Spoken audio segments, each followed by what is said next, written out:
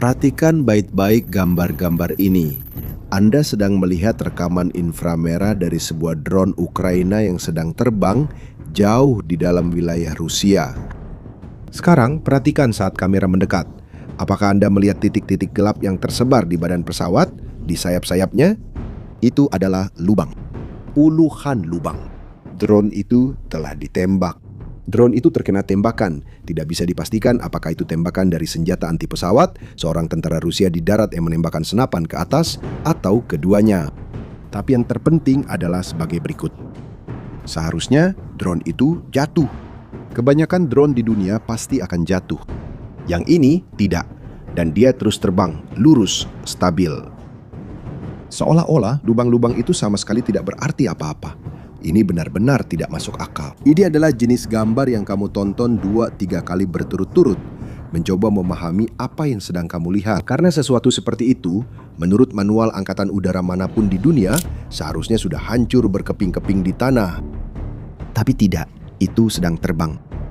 Ketika rekaman ini menjadi viral, reaksi orang-orang pun sama.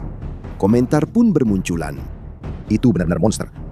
Kelihatannya seperti keju Swiss, tapi tetap terbang. Menyerap hujan tembakan anti pesawat seolah-olah itu bukan apa-apa. Tapi cerita di baliknya bahkan lebih aneh daripada apa yang baru saja kamu lihat. Karena drone ini seharusnya tidak ada.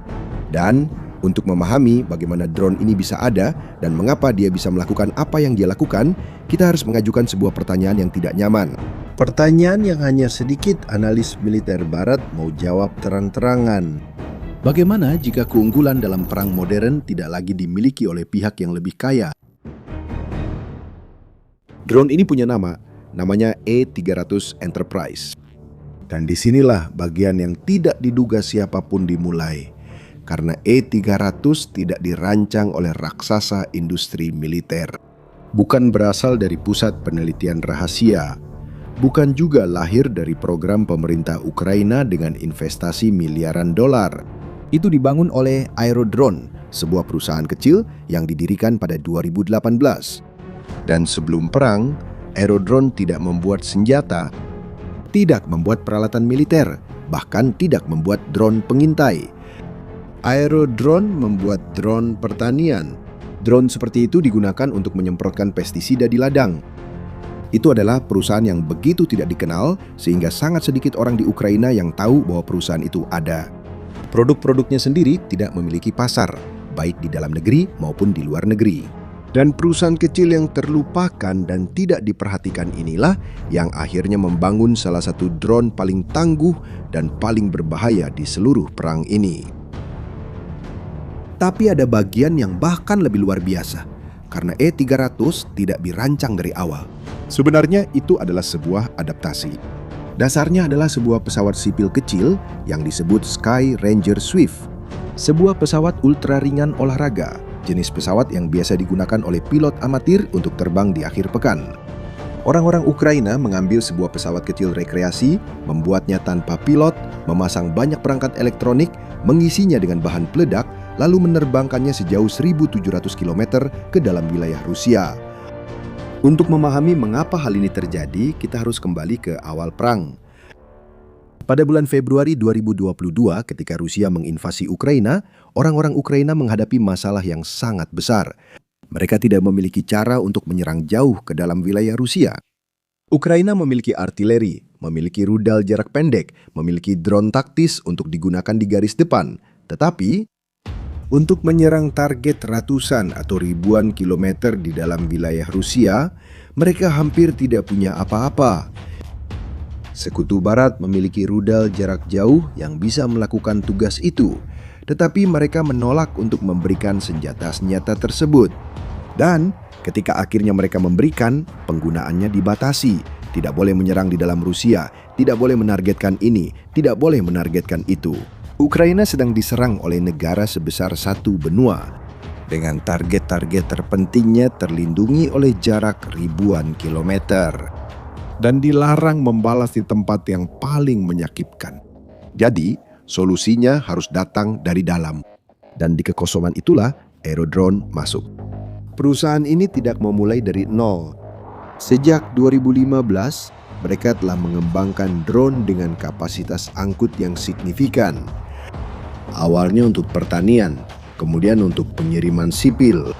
Pada tahun 2017, mereka meluncurkan prototipe yang mampu membawa 60 kg.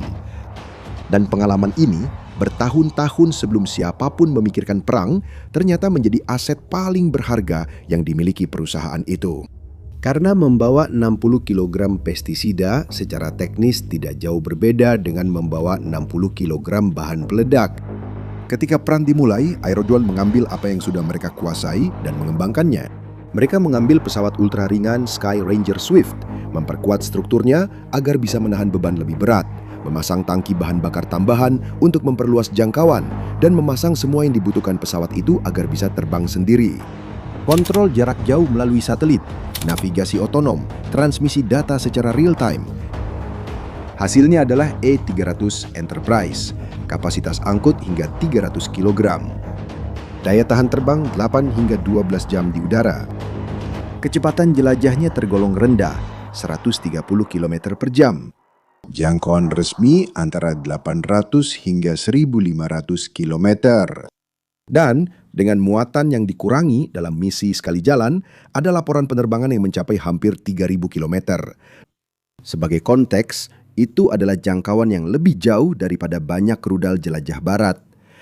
Dan di sini ada sebuah informasi dalam spesifikasi ini yang tampak kecil, tapi akan menjadi salah satu yang paling penting dari seluruh proyek. Lihat lagi kecepatan jelajahnya, 130 km per jam, itu sangat lambat sekali. Begitu lambatnya sampai terlihat seperti cacat desain. Sebuah pesawat militer biasa terbang 3, 4, 5 kali lebih cepat. Dan meskipun begitu, Aerodrone tetap memutuskan untuk mempertahankan E300 pada kecepatan itu. Alasannya, simpan dulu pertanyaan itu. Jawabannya akan muncul nanti di video ini. Dan ketika jawabannya muncul, itu akan mengubah cara kamu memandang seluruh mesin ini. Ada detail menarik lainnya tentang proyek ini. E300 awalnya diperkenalkan oleh Aerodrone sebagai drone untuk transportasi, untuk mengangkut kargo. Drone ini digunakan untuk mengirimkan suku cadang ke garis depan, mengevakuasi korban luka, dan membawa suplai. Versi serangan jarak jauh datang belakangan dan prosesnya berlangsung cepat. Pada bulan Maret 2023, Aerodrone menandatangani kontrak dengan Kementerian Pertahanan Ukraina. Produksi massal pun dimulai. Dan kurang dari 1 tahun kemudian, E300 mulai muncul di tempat-tempat di mana Rusia bersumpah tidak akan pernah diserang.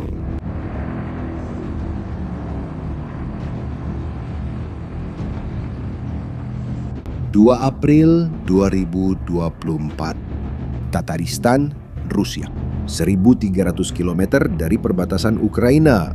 Ini adalah jenis tempat yang disebut sebagai kedalaman strategis dalam buku pedoman perang. Sebuah wilayah yang begitu jauh dari garis depan, sehingga orang Rusia menganggap mustahil serangan Ukraina bisa mencapai tempat itu. Untuk menyerang Tatarstan, harus melewati seluruh sistem pertahanan udara Rusia bagian barat. Melewati radar, melewati pangkalan jet tempur, melewati jantung industri Rusia. Tidak ada seorang pun di Tatarstan yang percaya bahwa mereka sedang dalam bahaya.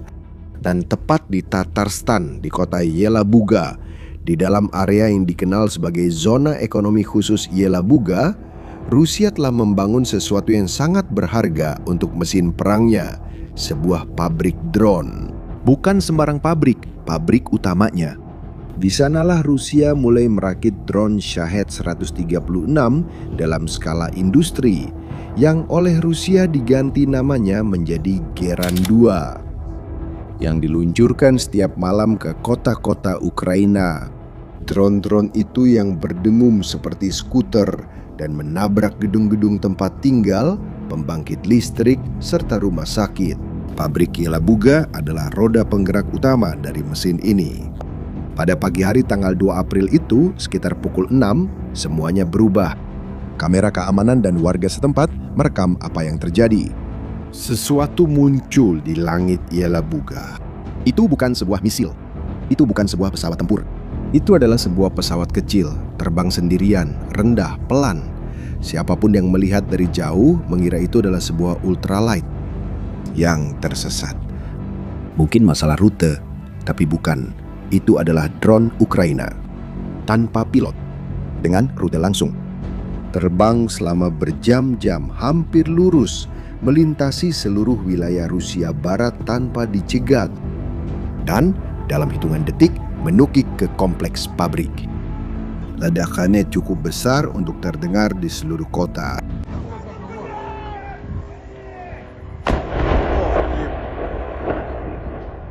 Untuk pertama kalinya dalam sejarah perang ini, Rusia telah diserang lebih dari 1.000 kilometer dari perbatasan.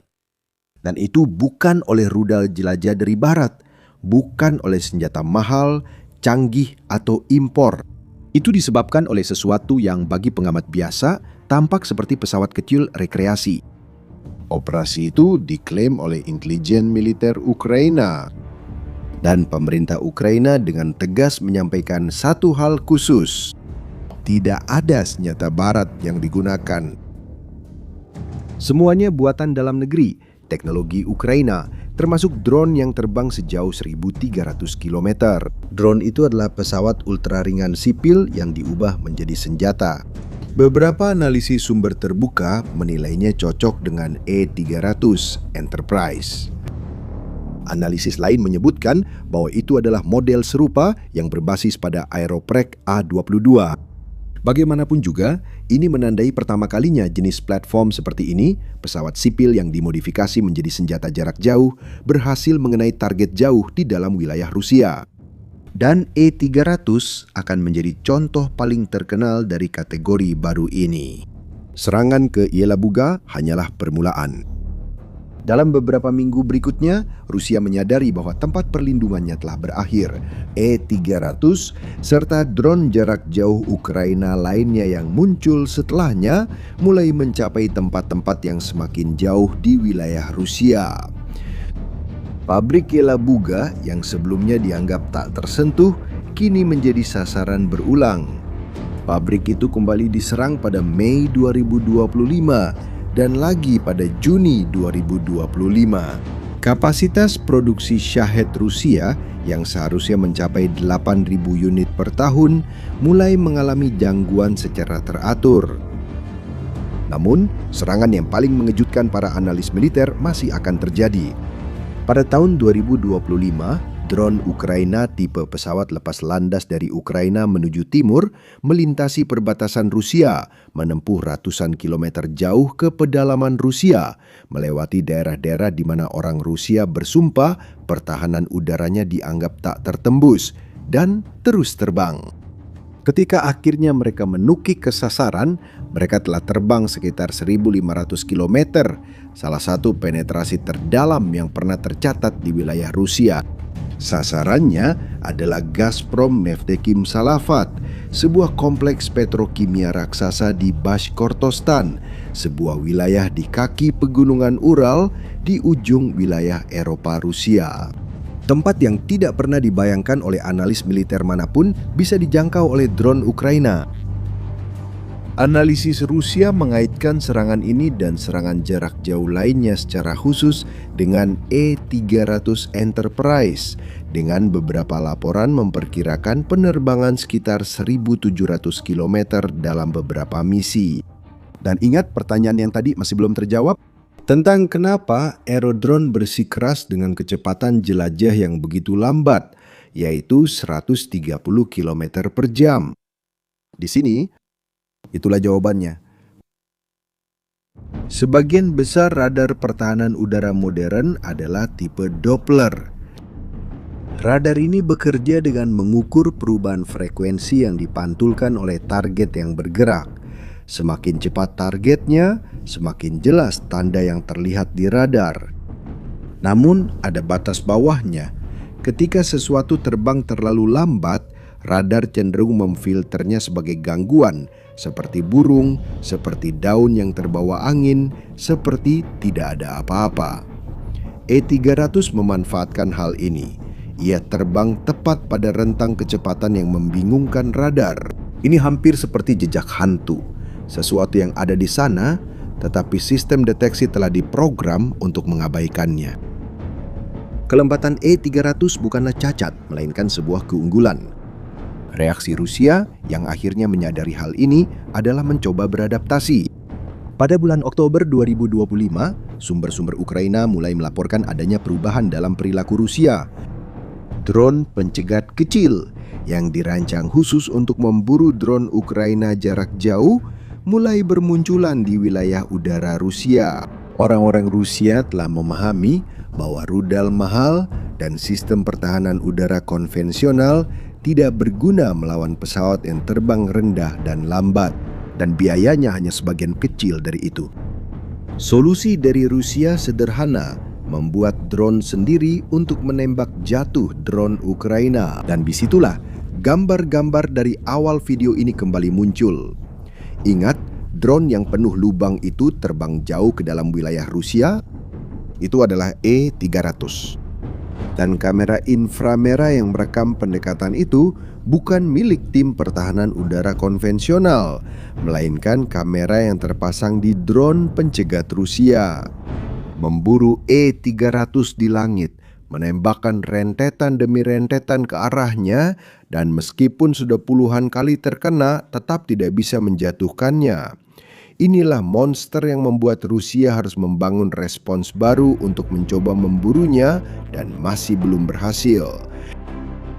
Kamu ingat pertanyaan mengganggu di awal video tadi? Bagaimana jika keunggulan dalam perang modern tidak lagi dimiliki oleh pihak yang lebih kaya? E-300 adalah salah satu jawaban konkret pertama untuk pertanyaan itu. Dan ini adalah bukti dari sesuatu yang hanya sedikit angkatan bersenjata di dunia mau akui. Terkadang, perang di masa depan tidak akan dimenangkan oleh pihak yang memiliki teknologi termahal, tetapi oleh pihak yang belajar lebih cepat. Kalau kamu suka analisis ini, jangan lupa like, itu sangat membantu perkembangan kanal ini. Dan jangan lupa subscribe di sini supaya tidak ketinggalan cerita-cerita berikutnya tentang apa yang sedang berubah dalam perang modern. Sampai jumpa.